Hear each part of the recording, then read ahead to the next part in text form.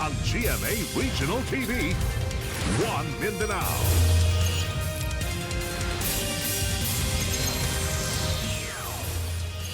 Aniya na mga dagkong balita karong adlaw sa One Mindanao.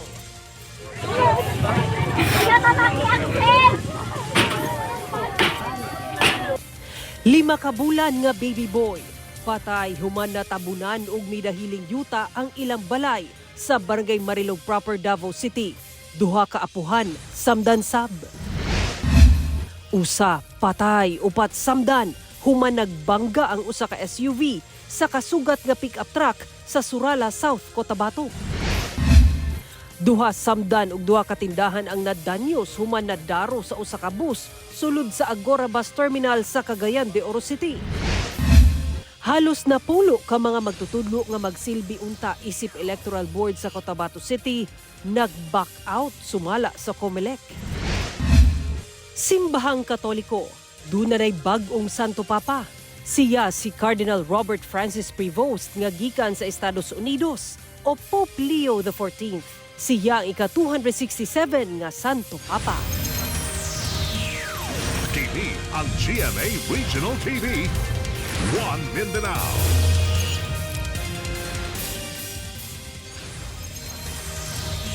Mayong hapon Mindanao, ako si Sara Hilomen Velasco. Usa ka 5 ka bulan nga baby boy ang patay human na tabunan sa midahiling yuta ang ilang balay sa Barangay Marilog Proper sa Davao City. Duha ka apuhan sa namatayng baby, samdan. Ani ang report ni Argil Relator.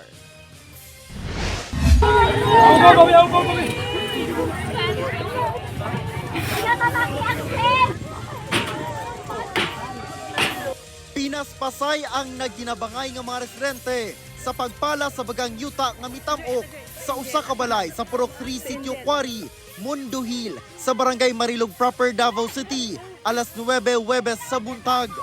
Nahugmak na ang 2 andanas nga balay human midahili ang yuta sa likod sa ikatukuran niini.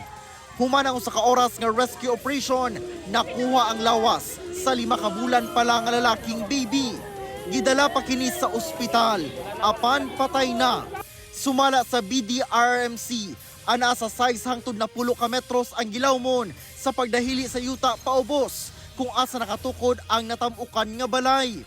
Saysay ni Tatay Mario Layuran, ana silang tulo sa ubos nga bahin sa balay, kauban ang iyang asawang si Erlinda ug ang gibantayan nilang apo nga natulog sa duyan atong tungura. Ang nadungog na ko diha, kanaas lang, sugikan sa taas. Pagtuon ako nga hangin, bigla man nga gitulak ang balay, so nahapla ning tulo. Maayo na lang kay gagmayng samad sa tuhod ug siko lang ang iyang nahiaguman. Apan ang asawang si Erlinda, samad sa tiil ug bukton ug bunog sa nawong ang nahiaguman dihang katunga sa iyang lawas ang natabunan sa midahiling yuta. Nakuha siya una pa man ang iyang namatayng apo. Di, pagtanaw na ako atong halong black, nalihok man, magpadung gyud diri sa ako Matong gigunitan na kong bata, kay bangon nun lagi na ako unta, kay mudagan ko, wa na gyud na kuan. Nakasinggit pa kuno siya, aron mga yuog tabang. Nakitaan ako ang ako ang bana, nakagawas siya. Matong nagsinggit ko siya nga, tabang mo diri kay naipit ko. Maay gani kay naitabla diri. Matong wagi nakakuan ang yuta diri sa akong naong kay namay nakaaling nga kuan katong tabla. Maayo na lang sab kay wala na unsa ang usa pa ka apo nga anaa sa kaduhang andana sa balay. Nigunit lang ko atong kahoy. Then katong akong gigunitan pa jud kay na kuan na bali. Then mo tong wala ni ana lang ko digi kuan jud nako akong ulo kay basing mabunalan akong ulo. Tulo ka semana pa lang namalhin sa maong 2 andanas nga balay ang pamilya Layuran. Diin ang ubos sa maong balay ang ilang tindahan. Pagkaugma sa buntag, pipila ka mga baligyang mga bugas ang nakalutan og ubang mga gamit. Sumala sa tagbalay, walay na sinating pag-ulan ni adtong tungura. Gibisita sa Office of Civil Defense 11 ang lugar aron masuta ang sitwasyon. Yutaon gayud ang bakilid, busa taas ang risgo sa pagdahili. Mo nang gitawag nato na 2,600 puroks that are highly susceptible to landslide. So ang Marilog District is one of those. Gimando sa barangay nga i-relocate na ang usasab kabalay nga nakatukod duol sa landslide area. Mitabang nasab ang barangay council aron nga mapahiluna na ang patayng lawas sa natabunang baby. Kauban si Melchor Awing ug Jojo Solarte sa kamera. Ako si Orgil Relator. 1 Mindanao. Atong sayro ng dugang pang mga balita sa Mindanao. Makauban nato si Cyril Chavez live sa Cagayan de Oro City. Cyril. Salamat Sara. Gidaro sa usa ka bus ang mga tindahan sulod sa Agora Eastbound Bus Terminal sa Cagayan de Oro City. Sa buong hitabo, duha ka mga individual ang nasamdan. Dugang detalye sa report ni James Paulo Yap. Nabuak nga mga samin sa bus ug nagkatag nga mga baligya sa mga tindahan. Ingunani ang sitwasyon sulod sa Agora Eastbound Bus Terminal sa Cagayan de Oro City. Human gidaro sa usa ka bus nga biyaheng Butuan ang mga tindahan sa lugar pasado alas 8 sa buntag.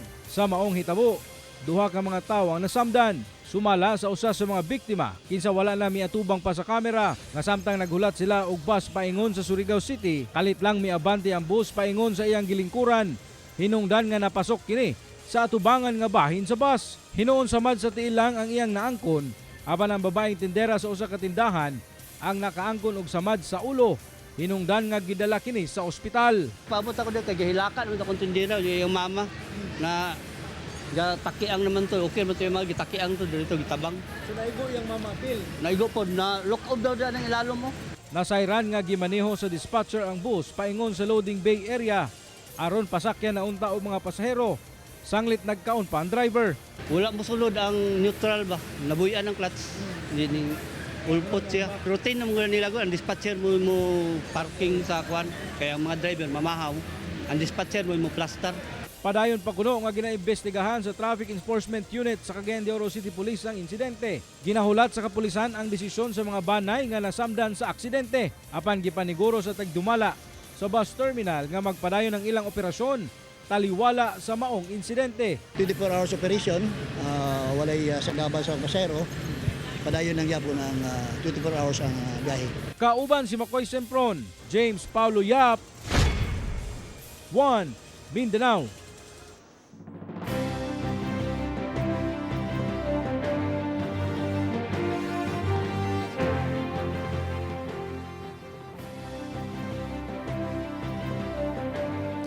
Halos napulo ka mga magtutudlo nga magsilbi unta isip Electoral Board sa Cotabato City ang nag-back out sumala sa COMELEC.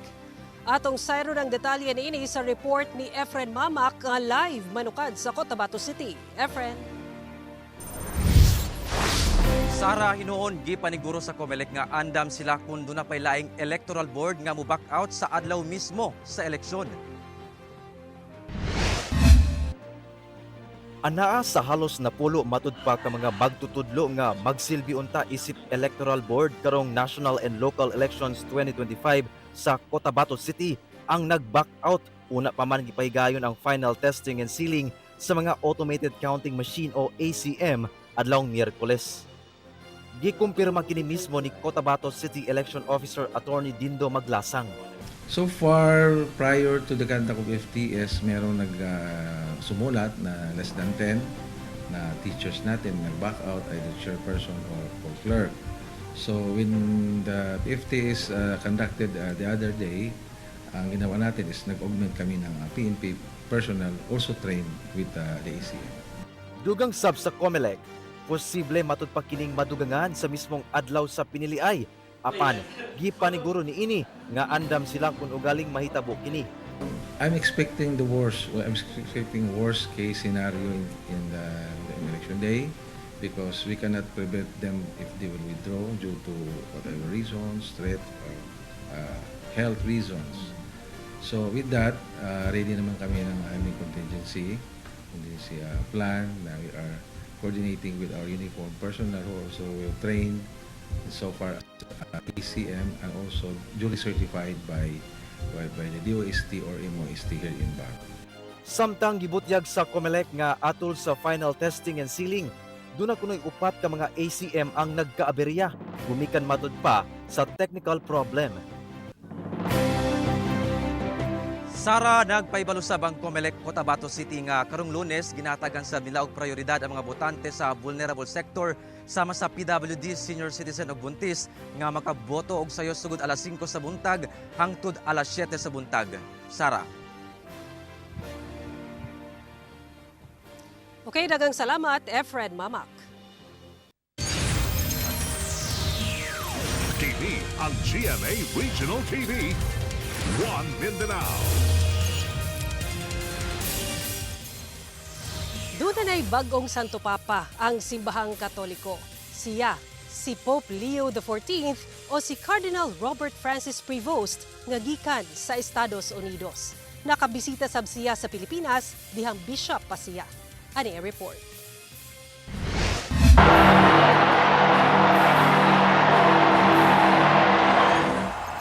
Habemus Papam.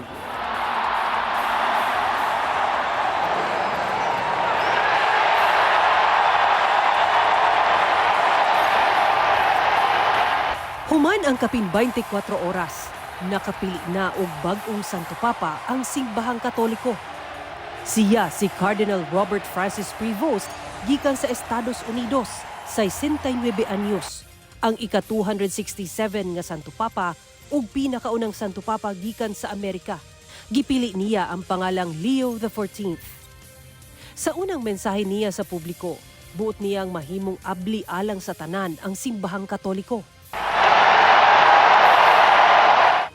La pace sia con tutti voi. Nagpasalamat sab siya kang anhing Pope Francis. Ancora conserviamo nei nostri orecchi quella voce debole ma sempre coraggiosa di Papa Francesco che benediva Roma. Il Papa che benediva Roma dava la sua benedizione al mondo intero quella mattina del giorno di Pasqua. Grazie a Papa Francesco.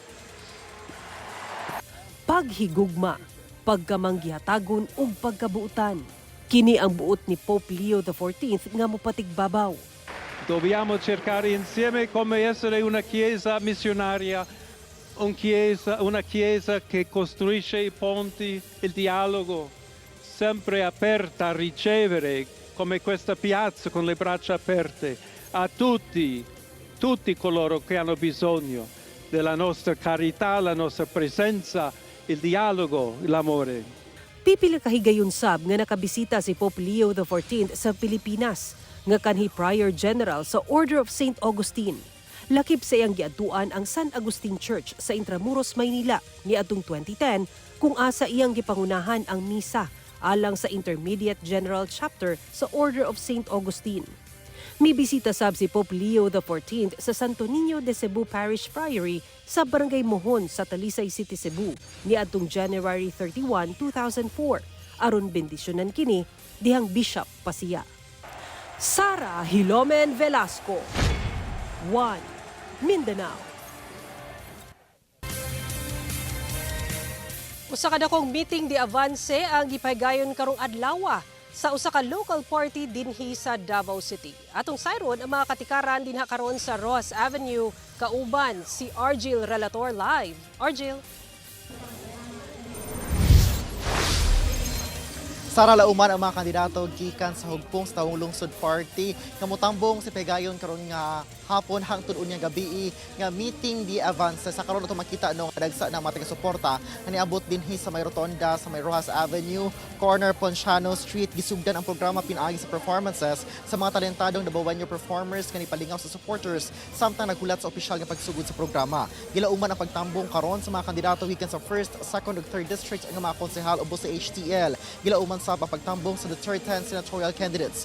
Hugot nga seguridad ang ginapatuman sab dinhi alang sa mga taga-suporta kung asa dunay mga taga-CSO o mga kapulisan nga naka-deploy dinhi sa karon magsugod ang official program o sumala sa COMELEC no hangtod ugma lang ang kampanya sanglit dili na pwede mangampanya a day before o sa mismong adlaw sa eleksyon. Sara. Okay, dagang salamat, Argil Relator.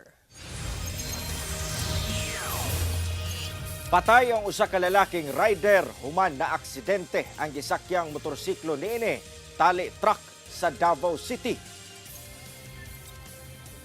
Nagbuyod ang lawas niining lalaking rider sa Carlos P. Garcia Highway Diversion Road sa Davao City. Huwebes sa gabi human na disgrasya ang gimanehong motorsiklo. Sa investigasyon sa MAA Police, isubay sa motor ang pabahadang bahin gikan sa southbound lane paingon sa northbound agi sa outer lane kung asa nakaparada ang usa ka truck. Naka-hazard matud pa ang taillight sa truck ug dunay early warning device. Aksidente matud pa nga nabangga sa motor ang likod sa truck. Dugang sa kapulisan, self-accident matud pa ang nahitabo. Tungod sa kakusog sa impact, nakahiagom og head injury ang biktima apan gideklara kining dead on the spot. Gikustodiya sa MAA Police Station ang 33 anyos nga truck driver samtang ginahisgutan pa ang mga sunod nga lakang tali kabanay sa namatay nga rider. Wala pa kini mihatag og pahayag. Karong Lunes sa adlaw sa eleksyon, masayo nga makaboto ang mga vulnerable sector samang sa mga PWD, buntis ug senior citizen. Ug aduna say specialized tools ang mga automated counting machines alang kanila. Ani report ni John D. Esteban. Ang mga registered voters nga persons with special needs sama sa differently abled, buntis ug senior citizen pwede sayo makaboto atol sa adlaw sa eleksyon sa May 12. Mao ang gitawag nga early voting hours. Gitagana ang oras sa alas 5 sa buntag hangtod alas 7 sa buntag sa maong adlaw alang kanila. Aron dili na sila mosabay sa pagboto sa regular voters. Mas dali para nila. Hinuon sumala sa COMELEC ang dili makaboto sa maong mga oras iakomodar gihapon. Dunay priority lanes alang kanila sa matag polling precinct sugod alas 7 sa buntag hangtod alas 7 sa gabii. Gitugutan ng PWD, senior citizen o illiterate o katong mga botante nga dili ka maumubasa o musulat nga magdala og asistor. Pero kung wala, ang election officer ang mag-assist sa botante. Ang asistor dapat banay o paryente sa botante ug nagpuyo sa usa ka balay. Samtang ang automated counting machine dunay headphones. Pinaagi sa headphone, madungog og klaro ang pangalan sa mga kandidato nga ilang gipili. Mamahimo nila nga maberipika nga nagmatch ang screen ballot image sa balota nga ilang gishadan. Gawas niini duna say accessible tools ug ubang device aron ma-accommodate ang mga botante nga dunay special needs. Ang Persons with Disability Affairs Office sa Davao City, buot niining iduso sa COMELEC nga ilakip ang mga PWD sa absentee voting. Propose na ko sa atong COMELEC, ako pa nang himuon, kaning ma-involve ang atong PWD sa absentee voting law. Kay para di na yun maglisod. Mao na akong gina-propose yun para wala problema as to accessibility. Kaya ang accessibility magod nato, although mga terrain magod, paglisod ang atong PWD usay ma-discourage na di na moboto. Sa karon, ang pwede ra manggod mo apply alang sa local absentee voting mao ang mga miyembro sa Philippine National Police, Armed Forces of the Philippines, media o government employees. Ang local absentee voting ginapahigayon aron sayo makaboto kay dili na makahigayon og botar sa adlaw sa eleksyon tungod sa election duties. Kauban si Bebot Cajes sa kamera. John D. Esteban, 1 Mindanao. Usa ang patay, upat ang samdan human ni bangga ang gisakyang SUV sa kasugat nga pick-up truck sa Surala South, Cotabato. Nakaalerto si Efren Mamak. Sa video nga kuha sa mga netizen, atol sa kusog nga ulan, makita nga gipayungan niining mga residente ang mga responder nga mi-rescue sa mga sakay niining pick-up truck o SUV nga nangaangol human na bangga ang duha ka sakyanan sa National Highway sa Barangay Dahay, Surala South, Cotabato pasado alas 3 sa hapon adlang Huwebes. Gani makita nga mitakilid na sa kalsada ang maong SUV samtang grabe sab ang guba sa unahang bahin sa pick-up truck. Atol sa hitabo, gideklarang dead on arrival sa ospital ang 54 anyos nga lalaking driver kinsa nag-inusara sa maong SUV. Samtang samdan ang 19 anyos nga lalaking driver sa pick-up, lakip na ang laing tulo ka mga sakay niini nga mga lalaki nga nag-edad og 17 anyos, 19 anyos og 22 anyos. Matud sa Surala Municipal Police, pabiyahe gikan Coronadal City ang SUV apan pag-abot sa lugar, nabangga kini sa kasugat nga pick-up truck. Kini human nag-swerve kuno ang SUV gumikan sa kadanlog sa dalan nga epekto sa nasinating pag-ulan. Lakas yung ulan dito sa amin. swerve siya at pumunta siya sa kabilang lane based doon sa investigation due to weather condition, sir. Kasi mas madulas yung daan. And then, nagpunta pa ng vehicle 1, sir, yung pick up. Ginahulat pa sa PNP ang mga kabanay sa duha ka kampo alang sa settlement. Ginasulayan pasab kini sa GMA Regional TV 1 Mindanao nga makuha og pahayag ang mga biktima. Padayon pa ang investigasyon sa kapulisan kalabot sa insidente. Kauban si Gary Balantay ug Bong Vicencio, Efren Mamak. 1 Mindanao. Usa ka drug den sa Cagayan de Oro City ang nabungkag. Gingong drug maintainer ug laing tulo ka kaubanan sikop samtang usa ka suspect nakaikyas. Ani a report. Arestado sa mga personahe sa Philippine Drug Enforcement Agency, Compedea Region 10, ang upat ka mga individual human maaktuhan nga gagamit og illegal nga droga atol sa gihimong anti-illegal drugs operation sa usa ka panimalay sa Barangay Gusa. Dakpan sa mong operasyon sina alias Ivan, kinsa giilang pusher ug drug den maintainer, alias B-Boy, drug den employee ug alias Inday ug Babang, kinsa mga user, samtang ang usa ka alias Nico, kinsa giilasab nga pusher ug drug den maintainer ang nakaikyas atol sa operasyon. Matagal na rin minomonitor dahil nga allegedly itong nagpatuloy na nahuli na tumatayong maintainer ay ang mga magulang nito ay previously naaresto na rin ng ating mga operatiba at kasalukuyan nasa bilangguan. Atol sa mga operasyon, nakumpiska sa otoridad ang nasa kapin 6 ka gramo sa gituang shabu ug mobalor sa 40,800 pesos. Dugang sa PDEA na daw nahimo ng negosyo sa mong pamilya ang pagmintinar ug drug den. Ganon talaga ang nangyayari, sir. Minsan sa mag-asawa, tatayo ng drug den o nag-engage in illegal drug transaction yung asawa na lalaki. Pag nahuli, minsan ang nagpapatuloy ng negosyo yung asawang babae. Ana-ana sa kustodiya sa PDEA Region 10 ang mga sospek, kinsa may balibad na sa paghatag og pahayag. Samtang pipila ka adlaw una ang eleksyon, gibarugan sa PDEA Region 10 na base sa ilang monitoring, walay mga narco-politician ang ilang nasubay nga gigamit ang kwarta sa droga sa ilang pagpangampanya. Kung saan ginagamit ang pera na nakuha sa droga para sa eleksyon. Pero dumating man ang eleksyon, no? May eleksyon man o wala ay nandyan ang PDEA, no? Kahit sino man ang taong involved, hindi man yan sinasanto. Kauban si Jaybert Pairat, Cyril Chavez. 1 Mindanao. Andam na ang Regional Election Monitoring and Action Center sa Police Regional Office 10 alang sa ipahigayong eleksyon karong Lunes. Dugang detalye sa report ni James Paulo Yap. On-ground ug real-time monitoring sa tanang strategic areas sa 5 ka probinsya sa Northern Mindanao. Ingon ani ang makita sulod sa command center sa Regional Election Monitoring and Action Center sa Police Regional Office 10 sa Cagayan de Oro City. Sumala sa Police Regional Office 10 nga susamang teknolohiya ang gamiton sa mga pulis nga ma-assign sa voting areas, ilabi na katong election areas of concern. Kung gikinahanglan ang maong live nga monitoring, so pwede ka na nga ato ang mahimo o materialize ka na nato kaaduna pud kitay election monitoring system. Hinoon gibutyag sa kapulisan nga usa lang ka area sa Lanao del Norte ang gihatagan og dakong pagtagad tungod na sab sa mga nasinati nga kagubot sa milabay nga eleksyon ug taas nga political rivalry. Sa karon, na-deploy na sa Pro 10 ang kapin 9,000 ka mga police personnel nga mao'y magsiguro sa luwas nga 2025 midterm elections. Dako kaayo kini nga tabang as to crime prevention and crime solution. Mas makita nato no kung asa nato mas strategically ma-deploy ang ato ang mga kapulisan, kung asa ang mas tagaan nato og kaning mga more numbers, more visibility of our personnel, ilabi na katong mga crime-prone areas. Kauban si Makoy Sempron, James Paulo Yap, 1 Mindanao. Usa ka wing van nga gisita tungod sa paglapas sa balaod trapiko ang nadiskubrihan sa kapulisan nga aduna de sulod nga kapin 5 million pesos nga smuggled nga sigarilyo. Driver DNA arestado. Ano ang report ni Efren Mamak?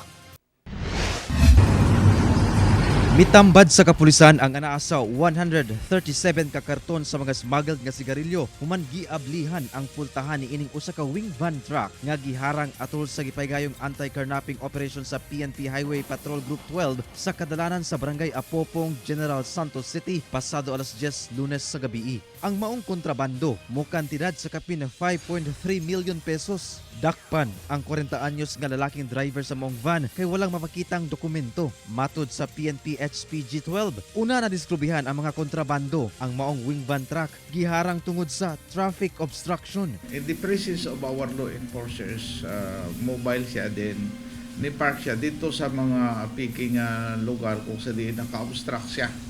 Naka-obstruct.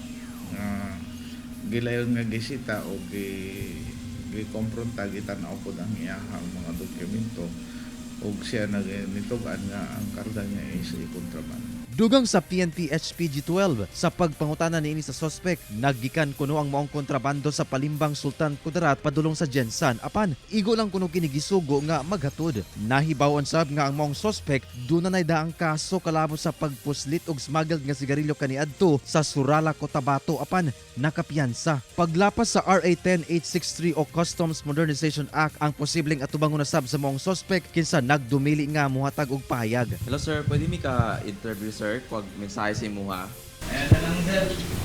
Dili lang.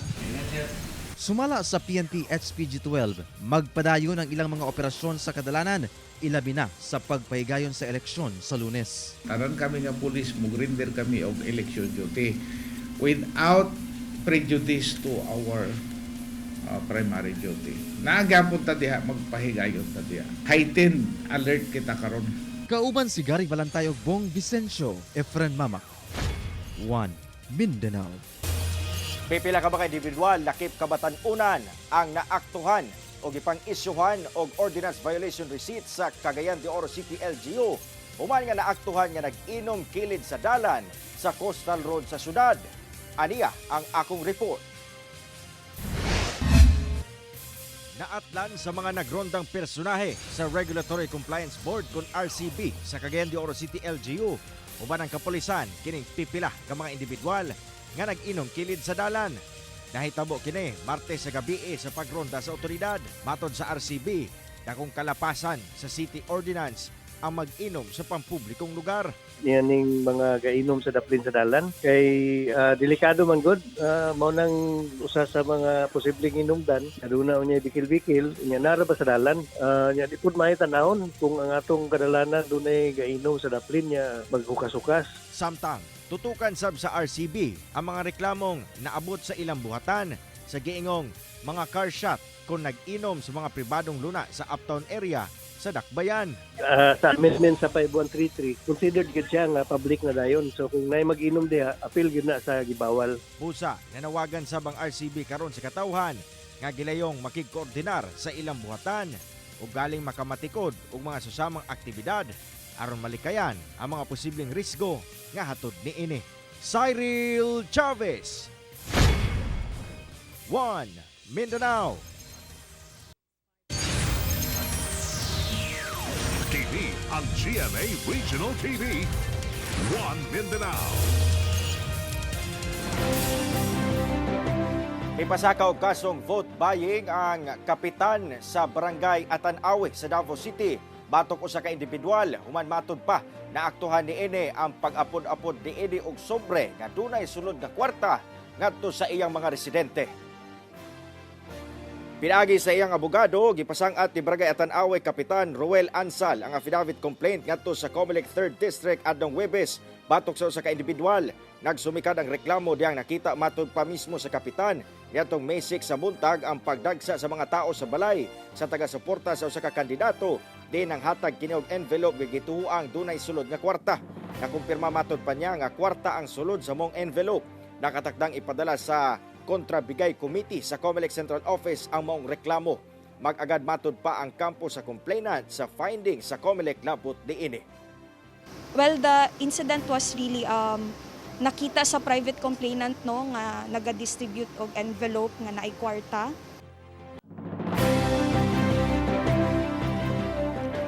Mga kapuso, ihatod na sa GMA Integrated News ang pinakadako pinakakomprehensibo o pinakamasaligan nga eleksyon 2025 coverage. Sugod sa election day sa May 12 hangtod May 13, way puas ang paghatod namo og labas nga balita ug impormasyon gikan sa managlahing lugar sa nasod sa GMA ug GTV. Aguban pa ninyong kinahanglang mahibaw-an og balikan kalabot sa eleksyon 2025, makita sa election2025.ph ug sa GMA News mobile app.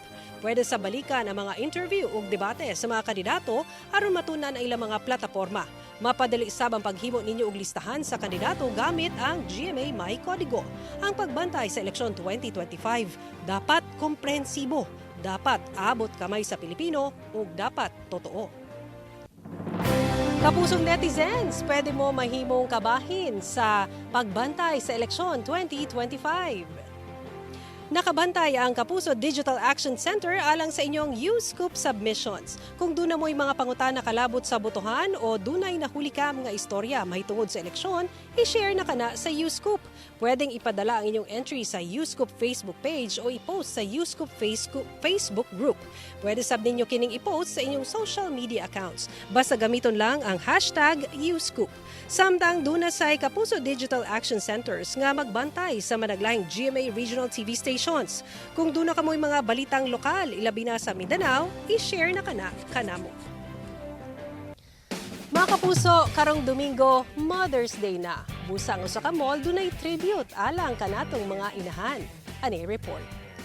Si Une Loche Arsenia, nga taga Lake Cebu, South Cotabato. Karon pa lang, misaulog na sa Mother's Day sa usa ka mall sa General Santos City. Dala ang iyang 5 nga anak. Nagpa-picture gayud sila ni ining eleganteng centerpiece. Joy, tapos gusto po na ako ma-feel sa ko ang mga anak na ang presence ang mother sa... Samtang gipaabot sab sa iyang anak ang importansya sa pagsaulog sa adlaw sa mga inahan. It's a day na i-celebrate or pakalagahan ang mga ginawa ng mga nanay natin sa atin or Matag ikaduhang semana sa bulan sa Mayo, ginapahinungod gayud kini sa mga inahan. Dili man kinahanglan og garbong regalo, ipabati lang kanila ang pagpasalamat sa ilang sakripisyo ug pagpaningkamot sa ilang pamilya. Alang sa tanang inahan, Happy Mother's Day! Kauban si Bong Vicencio, Sara Hilomen Velasco. 1 Mindanao. Mga kapuso, karong Lunes, atong i-exercise ang atong katungod nga moboto sa national and local elections. Atong siguruhon mga kapuso nga protektahan nato ang atong boto. Samtang atangi ang special election coverage sa GMA Integrated News sa Lunes nga magsugod na sa alas 4 sa kadlawon. Ug kay karong Domingo na Mother's Day, atong timbayaw ng atong mga inahan sa ilang mga pagpaningkamot ug pagmahal sa ilang pamilya. Happy Mother's Day alang kanatong tanan nga mga inahan. Ug mao kato mauling balita sa Mindanao karong adlaw, mamahimo ninyo kini makita pag-usab pinaagi sa pagbisita sa official website sa GMA Regional TV o bisita ang among official YouTube channel ug i-click ang subscribe button para sa pinakaulahing balita. Daghang salamat sa atong mga kapuso sa Mindanao nga nagalantaw kanamong sa atong mga kapuso abroad. Padayon lang sa pagtutok sa mga lokal nga balita matag adlaw tungod sa GMA Regional TV, Local News Matters. Kami ang GMA Regional TV 1 Mindanao, tibok persa para sa mas na komisyon ug mas halapad nga pagserbisyo sa nasod. Happy weekend mga kapuso, mag-amping kita kanunay ug sa Lunes, vote wisely.